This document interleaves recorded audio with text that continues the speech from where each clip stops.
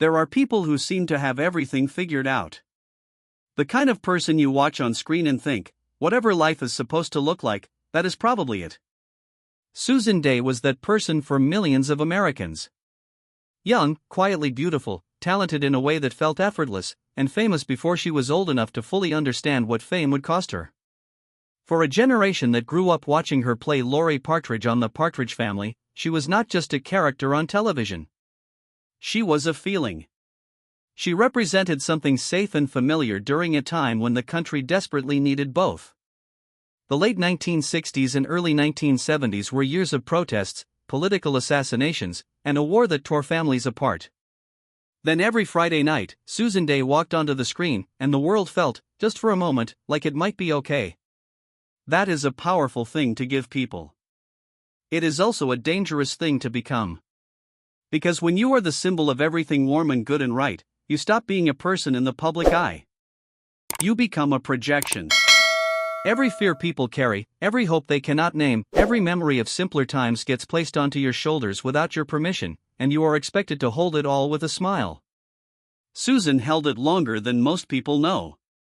She held it through private battles that never made the headline, through heartbreak that played out just off-screen, and through a relationship with her own body that became a quiet war lasting years longer than anyone watching could have guessed. She held it through the slow, painful process of proving to an industry that had frozen her in time that she was not 17 anymore and had never only been Laurie Partridge. She held it until one day, without a dramatic announcement or a tearful farewell interview, she simply stopped. No grand exit. No final curtain call. Just a gradual, deliberate retreat from a world that had taken far more from her than it ever gave back. Today, Susan Dey is 75 years old. She lives quietly, far removed from Hollywood, and she gives the public almost nothing. No red carpets, no reunion specials, no carefully managed social media presence designed to keep her relevant. For a woman who was once one of the most recognizable faces in America, that silence is not nothing. That silence is the whole story. And once you understand what she survived to earn that silence, you will never see her disappearance as a tragedy again. You might just see it as the only ending that ever made sense for a woman like Susan Dey. But to understand where she is now, you have to go back to where it all began and the loss that shaped everything that followed. Susan Hollock Dey was born on December 10, 1952, in Pekin, Illinois. Her father worked in journalism, a man who understood the power of words and the weight of a story told well. Her mother Ruth was a trained nurse, steady and caring by profession and by nature. For the first years of Susan's life, everything looked exactly as it should. There were school mornings and family dinners and the particular comfort that comes from knowing the people you love will be there when you wake up. That comfort did not last. In 1961, when Susan was just 8 years old, her mother died. 8 years old is old enough to understand that something has been taken from you forever but too young to know what to do with that understanding. So Susan did what many children do when the grief is too large and the words do not exist yet. She went quiet. People who knew her in those years remembered a girl who was polite and gentle but somehow slightly out of reach. A girl who watched the world more than she participated in it. She was still present, still attending school, still moving through the routines of childhood, but something behind her eyes had shifted. The space her mother had filled was still there, and Susan seemed to carry it with her everywhere she went. Her father eventually remarried, and the household found its structure again. Susan continued through school, later attending Fox Lane High School in New York, where the family had relocated. She was not the loud one in any room. She was not the girl desperate for attention or approval. She was something quieter and in many ways more complicated than that. She was a girl who had learned very early that the things you love most can disappear without warning, and that lesson had made her careful. What nobody could have predicted was that this same quality, this stillness, this controlled and watchful calm that grief had carved into her, would become the very thing that opened the door to fame. In 1968, her stepmother Gail sent a photograph of 15-year-old Susan to a modeling agency in New York. Susan had not spent her childhood dreaming of cameras or magazine covers. She wanted something simpler than fame. She wanted to belong somewhere. But the camera did not care about what she wanted. It only saw what she gave it, and what she gave it was extraordinary. Bright blue eyes, long center-parted hair, and that quality of stillness that made every photograph feel like a secret being shared. Modeling work came quickly. Agencies responded to her immediately. Her face appeared in teen magazines and fashion materials, and each booking quietly taught her something that would follow her for decades. That her image had value. That approval came when the photograph worked and the body looked right and the expression stayed perfectly controlled. She was 15 years old and she was already learning, without anyone using these exact words, that she was worth more as a picture than as a person.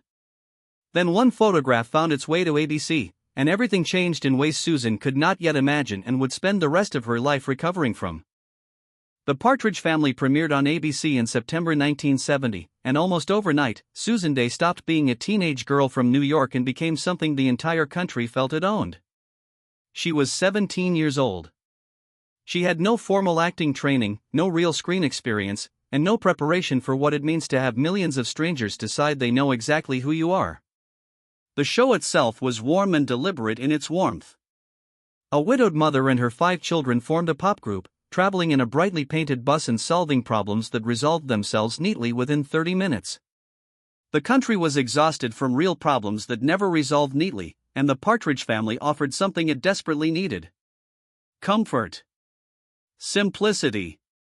The reassuring idea that families stick together and everything works out in the end. Susan played Lori Partridge, the calm and dependable older daughter, and she played her beautifully. Not because the role demanded extraordinary range, but because Susan understood instinctively how to be still on camera in a way that drew people in rather than pushing them away. That childhood quietness, the grief she had never fully set down, made Lori feel real in a way that a louder performance never could have. Publicists compared her elegance to Audrey Hepburn and her poise to Grace Kelly.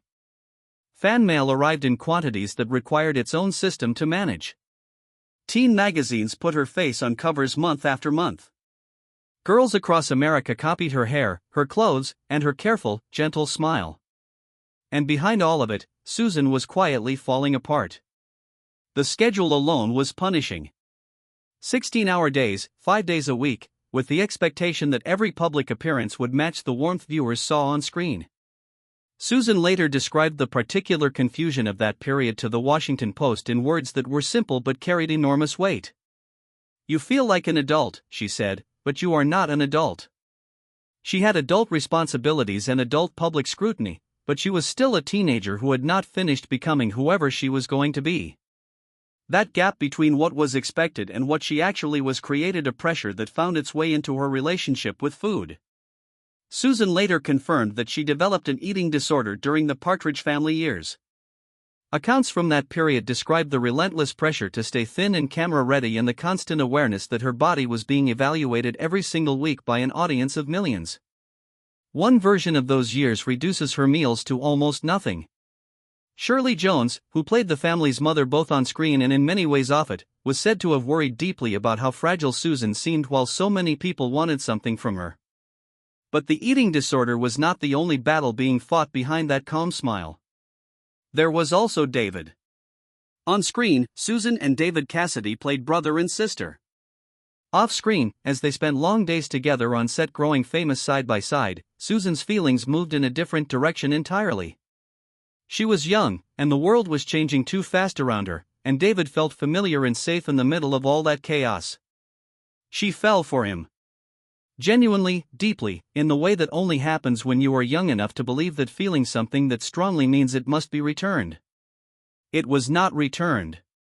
Shirley Jones later said plainly that David did not see the relationship the same way, did not treat Susan well during that period, and broke her heart. Susan said nothing publicly. She absorbed it the way she had absorbed her mother's death years before. She went quieter. She kept showing up. She kept smiling for the cameras. And somewhere in the space between what the audience saw and what was actually happening, the real Susan Dey was learning a lesson that would define the rest of her life. That fame does not protect you from pain. It just makes sure more people are watching while you feel it. The Partridge Family ended in March 1974 after 4 seasons and 96 episodes. Susan was 21 years old and already facing the problem that swallows most young stars whole. Everyone knew her name but only one version of it. Hollywood looked at her and saw Laurie Partridge. The long hair, the gentle smile, the wholesome older sister who never caused trouble and always knew the right thing to say. That image had made her famous, and now it was a cage. She tried to break it quietly at first. A film here, a television movie there, roles that pushed Laurie in directions she never would have gone.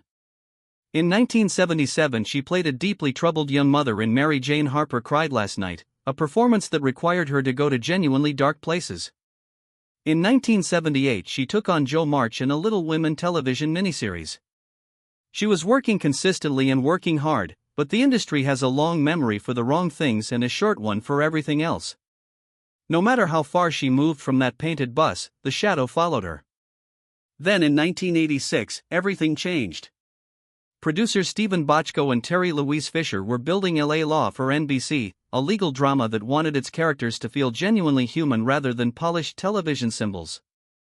They cast Susan as Grace Van Owen, a Los Angeles County Deputy District Attorney who later became a judge. Grace was everything Laurie Partridge was not. Intelligent, morally complex, professionally powerful, and completely unbothered by whether anyone found her warm enough. She made decisions that carried real consequences. She argued cases that touched the most difficult subjects of the era: capital punishment, domestic violence, HIV and AIDS, and sexual harassment. She was allowed to be formidable in a way that Susan had never been allowed to be on screen before. Susan also changed her appearance for the role, trading the long brunette hair permanently associated with her teenage years for a sharp blonde bob. It was a small detail that carried an enormous message.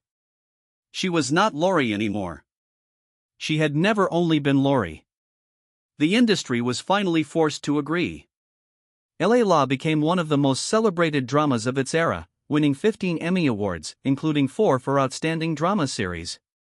Susan won a Golden Globe for her performance and received Emmy nominations for Outstanding Lead Actress 3 years in a row. She had spent more than a decade being underestimated by the same industry that had made her famous at 17, and she had just made that industry look foolish for doing so. But success has never been a cure for what happens inside a person. The eating disorder that had begun during the Partridge Family years had not disappeared with the awards and the critical praise.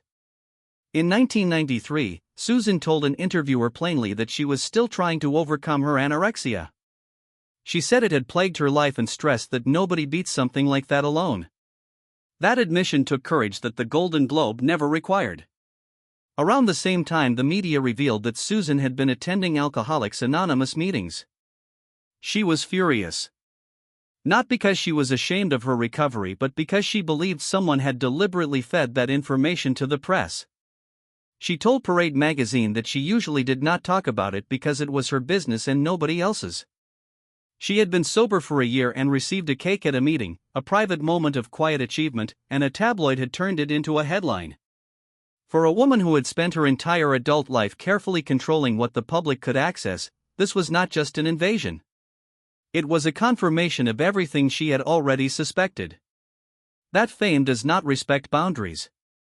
That the public feels entitled to every corner of your life, including the corners you are using to heal. Then in 1994, David Cassidy published his memoir.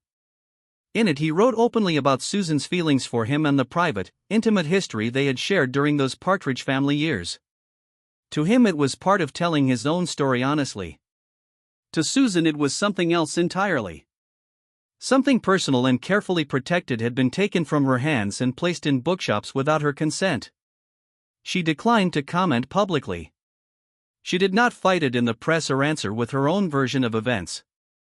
She simply went quieter again. And this time the quietness had a different quality to it. It was not the grief of an 8-year-old girl who did not have the words. It was the decision of a woman who had finally had enough. There is a particular kind of courage that nobody talks about because it does not look like courage from the outside. It does not look like standing on a stage or fighting back publicly or refusing to be silenced. It looks like stillness. It looks like choosing less when the world keeps offering more. It looks, to people who do not understand it, like giving up. Susan Dey did not give up.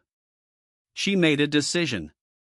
Through the late 1990s and into the early 2000s, she continued working selectively, taking roles that genuinely interested her rather than roles that would keep her visible. She returned as Grace Van Owen one final time in the L.A. The Law reunion movie in 2002, stepping back into the character that had rebuilt her reputation, not because Hollywood called and she could not say no, but because it felt like something worth doing. 2 years later she appeared in 2 episodes of the NBC drama Third Watch. Those 2004 appearances became her last professional acting credits. There was no farewell speech. No emotional final interview where she explained her reasons and thanked her fans and promised to stay in touch. She simply stopped. And the world she left behind kept spinning without her, which is exactly what she always knew it would do. Since 2007, Susan and her husband Bernard Saffron Sky have lived in Andes, New York, a small and quiet town that exists at a comfortable distance from everything Hollywood represents.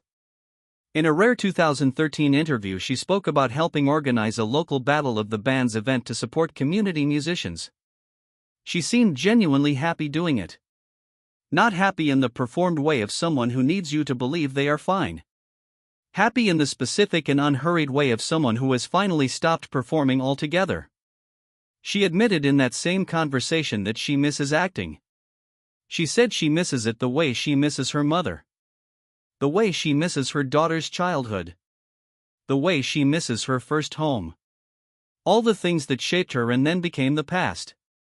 That sentence alone tells you more about Susan Dey than any tabloid headline ever managed to. When David Cassidy died in 2017, she did not turn his passing into a public moment. She grieved the way she had always handled the hardest things, privately, on her own terms, away from cameras. Today Susan Dey is 75 years old. She is rarely seen and almost never heard. The woman who was once one of the most recognizable faces in America has chosen a life the public cannot reach, and she has chosen it completely. Some people will call that heartbreaking. But maybe the more honest question is this. After everything Hollywood took from her, after the eating disorder and the heartbreak and the stolen privacy and the decades of being seen without ever truly being known, did Susan Dey lose her happy ending or did she finally find it? Leave your thoughts in the comments below. If this story moved you, hit the like button and subscribe because there are more incredible stories like this one waiting for you. We will see you in the next one.